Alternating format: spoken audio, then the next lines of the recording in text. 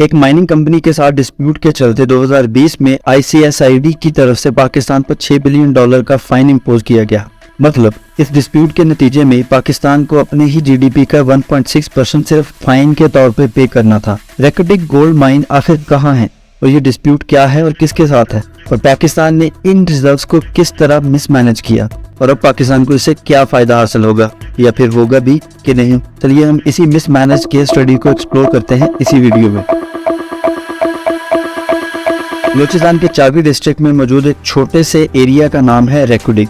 ये अज्यूम किया जाता है कि दुनिया के लार्जेस्ट कॉपर और गोल्ड के रिजर्व्स यहाँ मौजूद हैं, और इन्हीं रिजर्व्स की माइनिंग और एक्सप्लोरेशन को बढ़ाने के लिए 1993 में एक American company BHP mineral intermediate exploration incorporation और बलूचिस्तान डेवलपमेंट अथॉरिटी के साथ चागी हिल एक्सप्लोरेशन जॉइंट वेंचर एग्रीमेंट तय किया गया, और इसी एग्रीमेंट को चेजवा भी कहा जाता है। और ये तय हुआ कि एक्सप्लोरेशन के बाद स्टेक रेवेन्यू 75:25 से डिस्ट्रीब्यूट किया जाएगा, जिसमें से 75% BHP और 25% BDA को मिलेगा। और इस वक्त इस जगह के गोल्ड रिच होने का इल्म किसी को नहीं था। अलबत्ता नेचुरल रिसोर्सेज की मौजूदगी का 1978 में ही पता चल चुका था, इसलिए ये महज एक एक्सप्लोरेशन वेंचर था।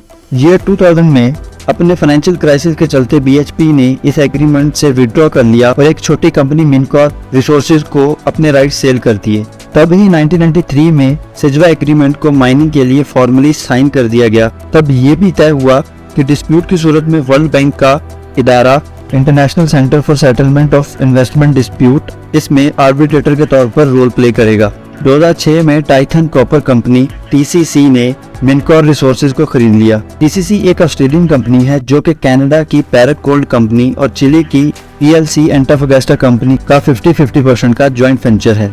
और 2007 में TCC ने माइनिंग इन्वेस्टमेंट की फिजिबिलिटी को फॉर्मली स्टार्ट किया, और इसी दौरान बलूचिस्तान हाई कोर्ट में एक पिटीशन फाइल हुई जिसमें इल्जाम था कि TCC ने माइनिंग राइट्स के लिए BDA अथॉरिटीज को रिश्वत दी और इस हिसाब से चेजवा एग्रीमेंट को इलीगल करार दिया जाए।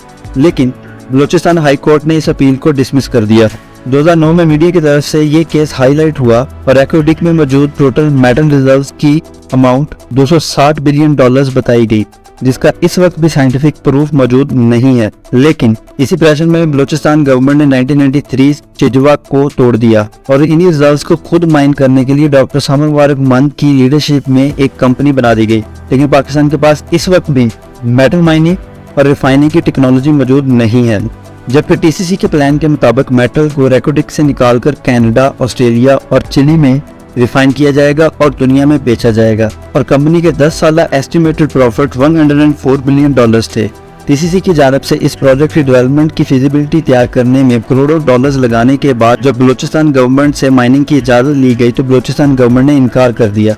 ये case supreme court of Pakistan में 3 रुकनी बेंच के तहत सुना गया और सुप्रीम कोर्ट ऑफ पाकिस्तान ने ये फैसला बलूचिस्तान गवर्नमेंट के हक में सुना दिया, क्योंकि इस एग्रीमेंट में रिश्वत के इल्जामात और दूसरी डिस्क्रिपेंसीज मौजूद थीं। TCC ने माइनिंग एग्रीमेंट की कंडीशंस के मुताबिक ये केस ICISD में फाइल कर दिया और वहां से ये फैसला TCC के हक में आया। क्योंकि इस फैसले को सुप्रीम कोर्ट के फैसले से ज्यादा अहमियत हासिल है, इसलिए पाकिस्तान को ये फैसला मानना पड़ा, जिसके तहत पाकिस्तान को डैमेजेस के तौर पर $6 बिलियन TCC को पे करने थे। और इससे पहले ये फाइन $11 बिलियन था, जो कि निगोसिएशन के बाद कम कर दिया गया। और ये फैसला पाकिस्तान के खिलाफ 2017 में आया, जबकि 2015 में ही पाकिस्तान मेटलर्जी कॉर्पोरेशन चाइना को माइनिंग की लीज दे चुका था और ये लीज भी 2019 में सस्पेंड कर दी गई। और इस $6 बिलियन की पेनल्टी से बचने के लिए TCC के साथ आउट ऑफ कोर्ट सेटलमेंट को तरजीह दी गई और इस सेटलमेंट में TCC का अपना फायदा भी था। और नई सेटलमेंट के मुताबिक अब बैरक गोल्ड को 75% की जगह 50% मिलेगा और एंटाफागास्टा ने इस प्रोजेक्ट से पुल आउट कर लिया। मतलब अब पूरा 50% बैरक गोल्ड को मिलेगा, क्योंकि TCC बैरक गोल्ड और एंटाफागास्टा के दरमियान एक जॉइंट वेंचर था। बलूचिस्तान की गवर्नमेंट को अब भी 25% ही मिलेगा, जबकि 25% OGDCL, PPL और GHPL ओवर द टाइम खरीद लेंगे। और 2022 में इसी सेटलमेंट को फाइनल करने के लिए सुप्रीम कोर्ट ऑफ पाकिस्तान ने रेको डिक के माइनिंग राइट्स बैरक गोल्ड को अवार्ड कर दिए। इसी प्रोजेक्ट के तहत एक्सपेक्टेड है कि बलूचिस्तान के 7,500 लोगों को जॉब्स मिलेंगी, जिसमें से 4,000 के करीब लॉन्ग टर्म जॉब्स होंगी।